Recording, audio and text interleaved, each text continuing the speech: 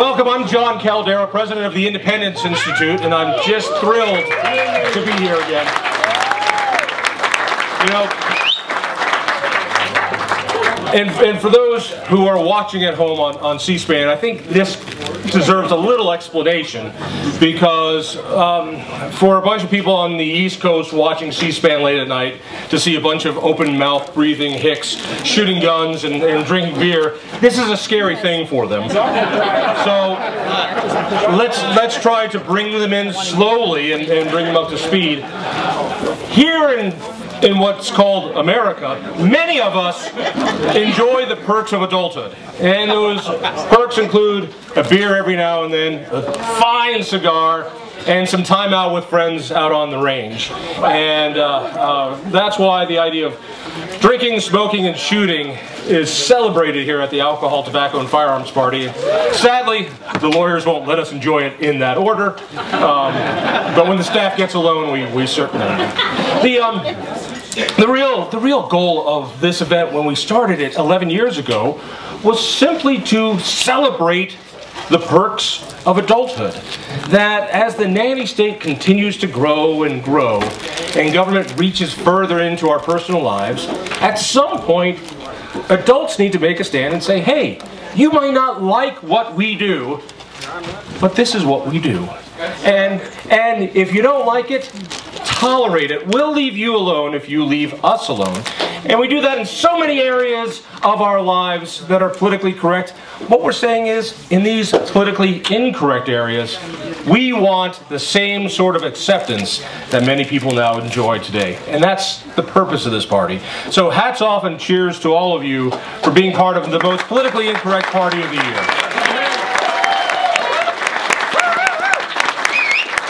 And how incredibly amazing is it that we have Colorado being the showcase for the war on guns nationally. And for those who don't understand what goes on in this state, it has been one of the most remarkable periods of our history in Colorado to see the assault on our Second Amendment rights. And for those watching on C-SPAN, they might not quite get it. You know, what's the big deal of having a limit on magazine requirements, or saying you need to have a background check on any transfer of firearms? That seems rather reasonable until you understand really what these are all about.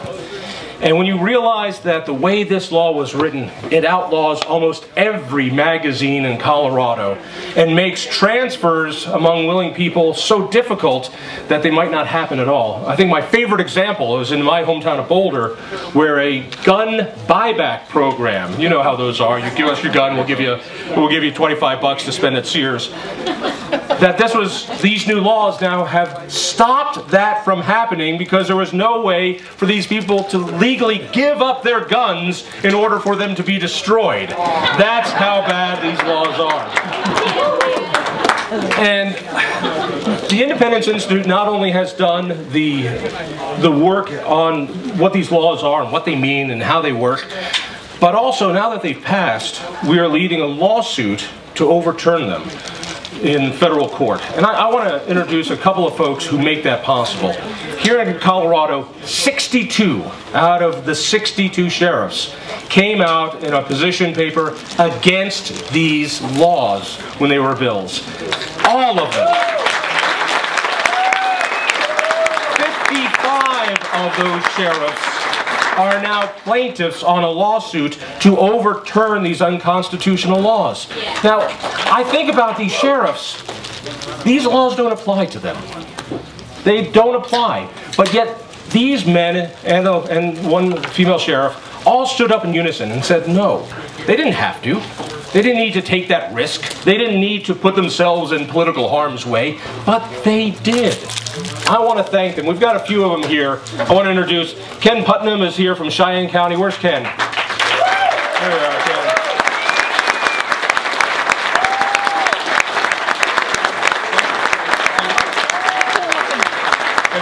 And by the way, this is what a Colorado sheriff looks like. Also, we have, of course, John Cooke from Weld County. This is what a sheriff is not supposed to look like. And we're also from representing Jefferson County, Jeff Schrader. Excuse me, Jeff. Thank you. Imagine 55 of these guys as they walk into a courtroom and say, these laws are unworkable, therefore we can't enforce them, please overturn them. The lie that law enforcement loves these gun laws has been debunked by these gentlemen. I'm going to ask Sheriff Cooke to say just a few words. Absolutely. Thanks, John. Appreciate it. Well, it's great to be here with ATF. This is always one of my favorite events. You know, the slogan that they used to have a couple years ago was, come to ATF, enjoy your freedoms while you still can and while you still can enjoy them. And I kind of laughed at that. I thought it was always kind of funny. But it's no joke anymore. We do have to secure our freedoms. And you know, it's great to be here with Second Amendment loving and law-abiding citizens. You know, the ones that the state wants to make criminals, because that's what these laws do. They're going to turn you all into criminals. And so I'm with you guys, and glad to be here with you. I want to tell you just a little story. I went to on vacation up to Montana, and we were staying at Glacier National Park several years ago, and we decided, hey, let's go into Canada and go into Waterton National Park. So, knowing Canadian laws, I left my gun back where we were staying. But when we pulled up to the border guard asked me, do you own a gun, or do you own a handgun? And he didn't ask, do I have it with me? He just says, do you own a gun? I said, of course I own a gun. I'm an American. And, of course I do. And so he proceeds to say, well, if I pull you over right here and search your car, I won't find it. No, you won't. And so he waved me through. I guess I tell that story because if we don't stand up and fight right now, and if we don't put a line in the sand and say enough is enough, Colorado is going to look like Canada. And the United States might look like Canada if we don't put an end to it, because Colorado is a test state for, I think, the rest of the country. And if we can let them get away with these gun laws here in Colorado, it won't end. And so I believe in the near future, if we don't stop it, we'll look like Canada. Let me just tell you where we got to at this point. Back in January, the County Sheriffs of Colorado had our conference. And we knew these gun laws were going to come, because I talked to the chief of police from Greenwood Village, and he met with the Brady Group and the Ceasefire Group, and they worked with the Chiefs Association to come up with these gun laws. So at our conference, we spent about 3 hours and at a round table and said, these are the laws that they're going to present.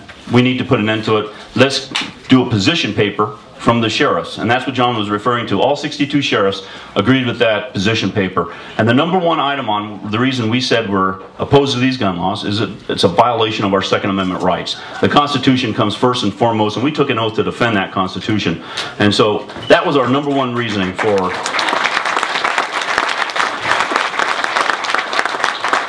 our second statement was, let's put a hold. Let's not have any knee-jerk reactions to the tragedies in Aurora and in Connecticut. Let's step back, wait a year, talk about it, have some sensible dialogue. And of course, that didn't happen. The 30 of us sheriffs went down to testify at the state senate, and we were ignored. They gave us just a couple of minutes. They had over 1,000 people there to testify against the bills. Fortunately, myself and a few other sheriffs were allowed to testify, but they didn't care what we had to say. They wouldn't listen to what we had to say. I was telling some constituents that Jesus Christ himself could have come down from heaven and testified against those bills, and they still would have passed because they had an agenda. They didn't want to. They didn't care. They wouldn't have recognized him either. That's right. They wouldn't have known who he was. Absolutely. I like that. You want the microphone? But anyway, now you made me lose my thought. But anyway, the 55 sheriffs said, no, we're going to sue the state because the state legislator and the governor signed these bills. And, you know, I'm so proud of all the 55 sheriffs, because 55 sheriffs put their name on the line, they put their reputation on the line, and their political futures on the line to defend the Constitution and their constituents. And a lot of people say, well, why the sheriffs? Why are you guys doing this? And my response is, well, if not us, who? And if not now, when? And, you know, we took an oath to uphold the Constitution, and that's what we're doing, and we're representing our people who can't represent themselves in federal court. You know, we're defending the single mom that might be attacked by several intruders and needs more than 15 rounds, or might be attacked by, like I said, several intruders. We're defending the disabled shooters who might not be able to reload as quickly when being attacked by somebody. We're defending the rights of everyday citizens. And you know, this lawsuit is about two things. It's about our oath that we took to defend the Constitution, and it's about public safety. These laws do nothing to protect public safety. It doesn't make Colorado a safer place. If these laws would have been in effect, the Aurora shooting still would have happened. They don't do anything to make Colorado safer to live, work, play.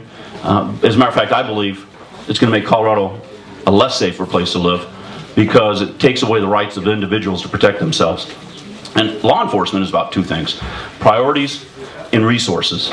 And as sheriff, I set the priorities and resources for the sheriff's office, or for Weld County. And my priorities are putting the bad guys in jail. They're about putting the burglars, the rapists, the child molesters, the drug dealers, putting them in jail, not the law-abiding citizen who these laws are aimed at.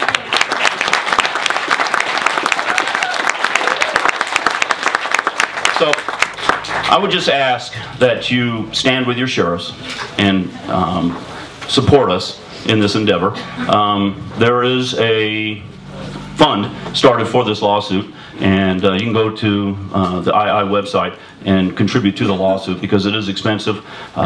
We have some expert witnesses that their fees are going to cost a lot of money. So you can support us by donating, but you can also let your sheriff know. I received over 2,000 emails and letters, cards. I wish I had them here. I usually bring them, but I forgot this time. And of that 2,000, roughly 1,800 of them are in support and saying, you know, thank you for standing up for us. Thank you for protecting our rights. And a lot of them are from across the country, because they know, like John said, if it happens here, it could happen there. The other 150 to 200 are letters and emails and cards telling me to go do something to myself that is physically and humanly impossible to do. And they are not very nice. For people that you know, believe in gun control, some of them say they hope that somebody breaks into my office and, you know, shoots me and I die an untimely and awful death.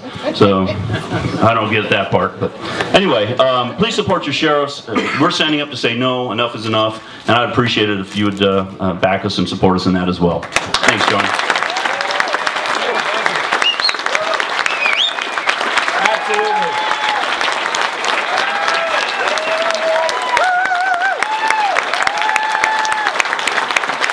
You know, if there's anybody who deserves a standing ovation, it's these sheriffs, and John has done such an incredible job.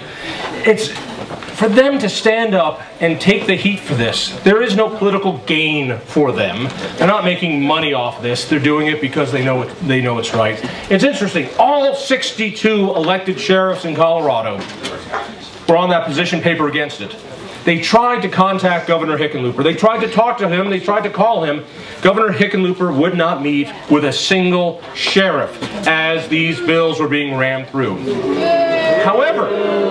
However, as our investigative reporter Todd Shepard was able to find out on his Complete Colorado website, while our governor wouldn't listen to a single sheriff, he was happy to accept phone calls from Michael Bloomberg himself at key moments during this debate. And for those who might not understand from out of state why this bothers us, here in Colorado, we believe in local control.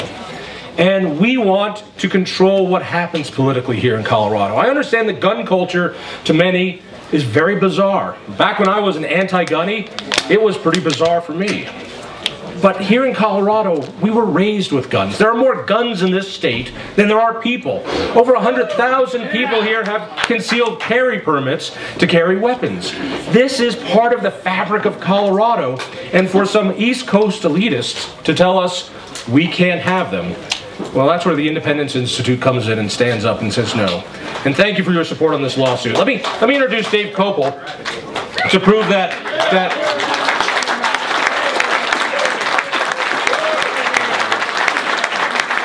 even on Saturdays, lawyers wear blazers and neckties.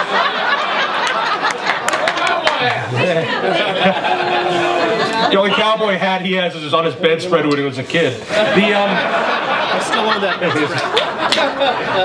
Dave has been doing such an amazing job, not only during the debate, but bringing together this legal suit, bringing forward on the constitutional grounds, suing on several issues.